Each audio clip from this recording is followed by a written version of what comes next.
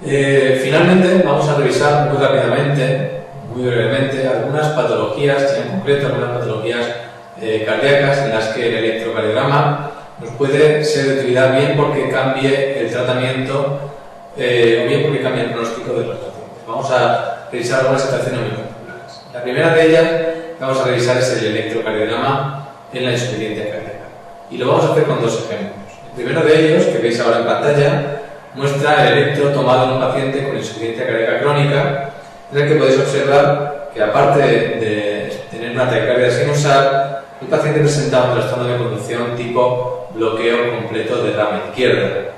Pues bien, como recordaréis, si esto apareciera en un caso clínico, la presencia de un paciente con insuficiencia cardíaca y QRS ancho, si el paciente tiene disfunción ventricular, una fracción de eyección por debajo del 35%, 35-40%, y además presenta clínica avanzada a pesar de un tratamiento óptimo, sería un paciente posiblemente candidato a resincronizador. Sobre todo porque además este es el trastorno de conducción que más se beneficia, que es el trastorno de conducción tipo bloqueo completo de la rama izquierda, que como recordaréis, ya hemos comentado, de por sí induce unos trastornos hemodinámicos que son mucho más significativos en un paciente con insuficiencia cardíaca. La terapia con resincronizador no solamente aumenta la calidad de vida, sino la supervivencia en los pacientes en los que la terapia ha sido bien establecida, es decir, estos pacientes que cumplen los criterios que antes hemos mencionado. El segundo de los ejemplos es este electro, en el que se trata de un paciente con un caso clínico de un paciente que presenta un empeoramiento de su insuficiencia cardíaca y que presenta este electrocardiograma. Como podéis ver, el paciente presenta una arritmia con un RR variable, los QRS, los intervalos QRS de un QRS a otro son variables y sin presencia de ondas P, por lo tanto es una fibrilación auricular. Una fibrilación auricular es una arritmia extraordinariamente frecuente en los pacientes con insuficiencia cardíaca, sobre todo en aquellos en los que su insuficiencia cardíaca está en relación con alguna valvulopatía. Si el paciente tiene valvulopatía, la probabilidad de presentar frecuencia de fibrilación auricular es mucho mayor.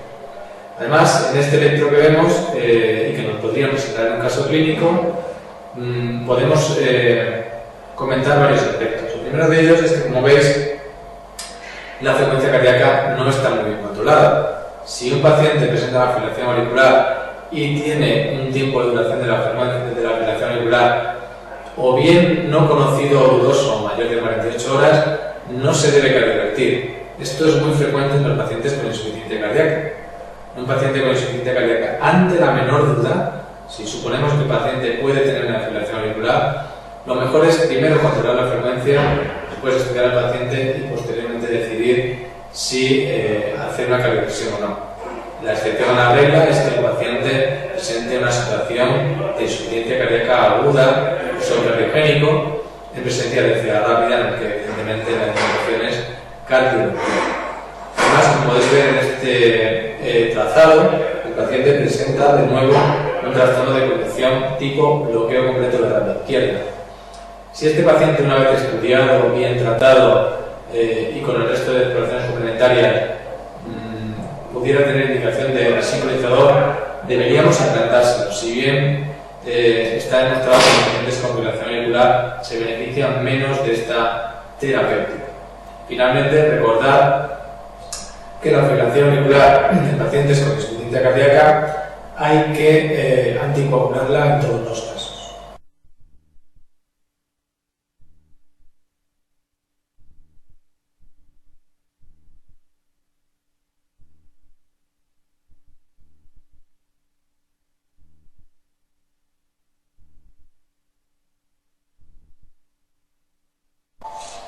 Vamos a continuar con alguna otra patología que puede tener cierta relevancia, sobre todo en relación con sus imágenes típicas electrocardiográficas de cara al examen. Vamos a agrupar el término de hipertrofia ventricular y también el de una patología que todos conocéis y en la cual se produce una hipertrofia ventricular izquierda, a veces muy importante. Se trata de la miocardiopatía hipertrófica obstructiva. ¿Qué cosas pueden ser relevantes en un electrocardiograma en la miocardiopatía primera de ellas es la presencia de taquicardias ventriculares no sostenidas. Recordad que este es uno de los elementos que nos pueden hacer decir que un paciente puede necesitar un desfibrilador, es decir, es un factor de riesgo para muerte súbita. Recordad, como ya se dijo en la clase de cardiología, hay un cierto debate entre si es necesario que el paciente cumpla uno o más criterios, al menos dos, para la implantación de un desfibrilador. Quizá más importante, como imagen a retener de cara al examen, es la imagen típica de la hipertrofia ventricular, que podría verse en un paciente hipertenso, por ejemplo, o bien en un paciente con miocarditis hipertrófica obstructiva. Es esta que vemos ahora en pantalla. Como podéis apreciar, el electrocardiograma de un paciente con hipertrofia ventricular tiene típicamente los voltajes muy aumentados. Esto se expresa en tres detalles fundamentalmente: R's muy altas en precordiales izquierdas, V5 y V6, S's muy profundas en derivaciones derechas, en V1 y V2, y muy frecuentemente también R's altas en 1 y AVL, con frecuencia con un eje hacia la izquierda. Sobre todo, lo más determinante que hay que recordar es voltajes elevados en el QRS. A esto se le acompaña una alteración muy típica del segmento ST y de la onda T que podéis ver en el electro que mostramos, lo podéis ver en V5 y V6. Se trata de un descenso asimétrico, un descenso, digamos, una imagen descendente del segmento ST con una T negativa asimétrica. En la conjunción de una R alta o un QRS alto con el ST descendente y una T negativa asimétrica sugiere mucho la presencia de hipertrofia ventricular izquierda.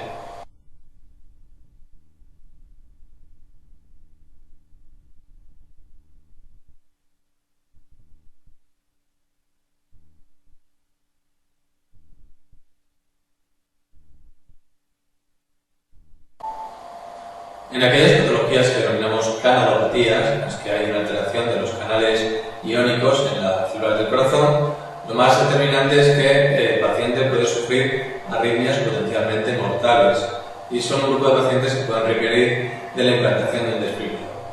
De cara al examen debo recordar dos situaciones. Una, la más frecuente o la más posiblemente preguntada, sería la presencia de un QT largo, que como sabéis hemos dicho antes que se asocia a un tipo especial de taquicardia ventricular, que es la taquicardia ventricular polimórfica endosada de Poisson, y podéis ver en este ejemplo pues, un electro con un QT largo. Recordad que generalmente medimos el QT con la fórmula del QT corregido, según la fórmula de Bassett, y que cifras por encima de 0,40 son patológicas. También recordad que aparte de estas alteraciones del QT de tipo congénito, que hay varios tipos, podemos tener agravamientos del QT por varios motivos de alteraciones metabólicas, que luego vamos a revisar muy brevemente, y un grupo de fármacos cuya tabla ya previamente ha salido en esta clase.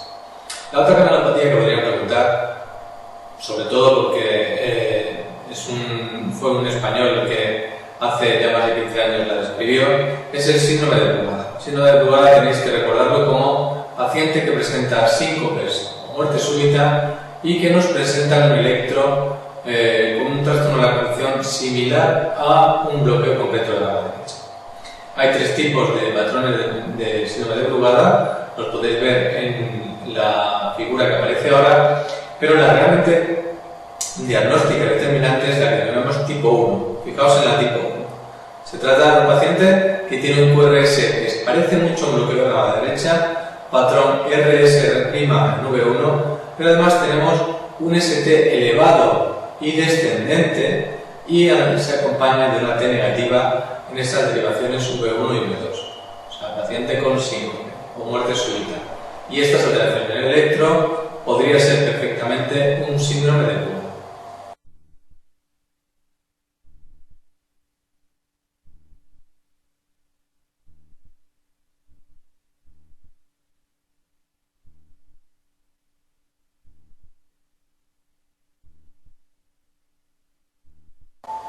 Otra patología, o más bien digamos otra situación que puede producir alteraciones muy típicas en el electro y por tanto por típicas podrían ser preguntadas, es la hipotermia. La hipotermia produce varias alteraciones en el electro. La primera es una alteración en el ritmo, puede producir bradicardia y de hecho situaciones extremas de hipotermia acaban conllevando bradicardia extrema y finalmente asistolia. Y también podemos ver algunas alteraciones más precoces en el QRS, en la parte final del QRS, que es una onda que tiene un nombre propio y que se denomina onda de Osborn. Como podéis ver en la figura, se trata pues, como de una alteración, un piquito al final del QRS, que veis en una figura, y ahora vamos a ver en un caso real. En el caso real, sobre todo en 1 y en 2, podéis ver ese piquito final que denominamos onda de Osborn al final del QRS.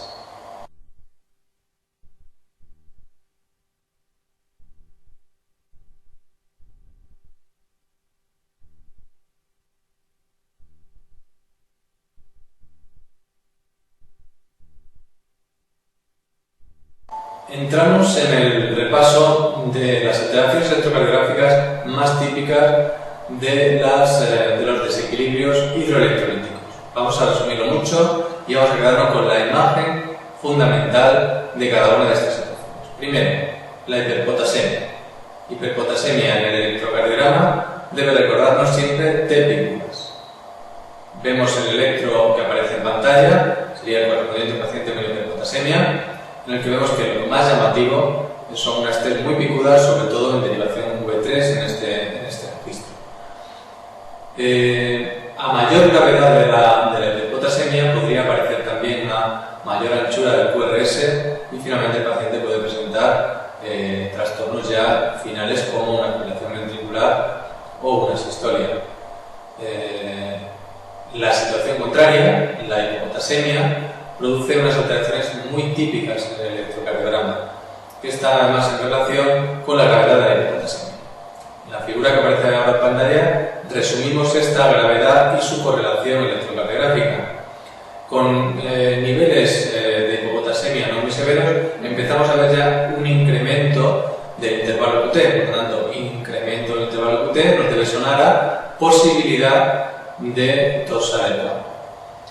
Niveles más avanzados de hipopotasemia pueden producir un aumento de la onda U, aquella onda que hemos comentado al principio de la clase que se sigue de la onda T, y por lo tanto creo que habría que recordar estos dos elementos: alargamiento del intervalo QT y mayor positividad, por lo tanto mayor relevancia de la onda U, que con niveles bajos de potasio puede ser incluso una onda de mayor amplitud que la onda T.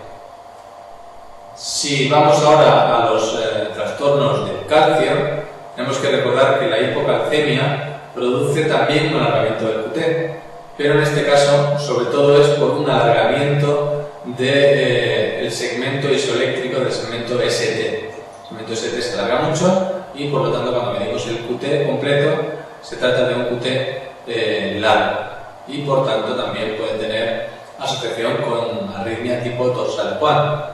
Justo lo contrario ocurre en la hipercalcemia. La hipercalcemia se asocia a un intervalo QT pequeño, corto. Finalmente, aunque no vamos a revisarlo como figura, recordar que la hipomagnesemia produce alteraciones electrocardiográficas muy parecidas a la de la hipopotasemia. Es más, cuando un paciente presenta hipopotasemia y tiene alteraciones electrocardiográficas, se recomienda, si no tenemos datos del magnesio, hacer una reposición de ambos, del potasio y del magnesio, porque es muy frecuente que la hipopotasemia y la hipomagnesemia se presenten de forma conjunta.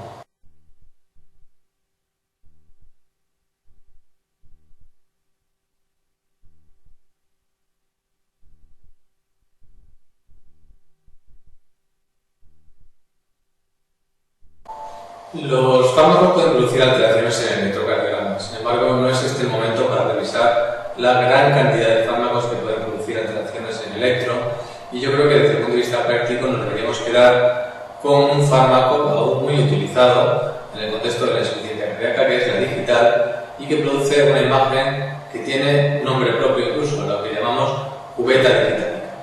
En la imagen que veis en pantalla se puede resumir qué es una cubeta digitálica, que es, pues es una imagen cóncava que afecta al ST y a la onda T y que, entre otras cosas, hace que los pacientes que toman digital sean malos candidatos para realizar una econometría, puesto que el paciente suele tener alteraciones del segmento OST que nos impedirían hacer un correcto diagnóstico de la positividad de la prueba. Recordad, esto es una cosa que se repite mucho en las clases de cardiología, pero no está además recordarlo ahora, que la imagen de cubeta digitálica no es una imagen de toxicidad, no hay que tratar al paciente porque pueda estar intoxicado por digital, es una imagen de impregnación, nos está hablando de que la digital está actuando a nivel cardíaco.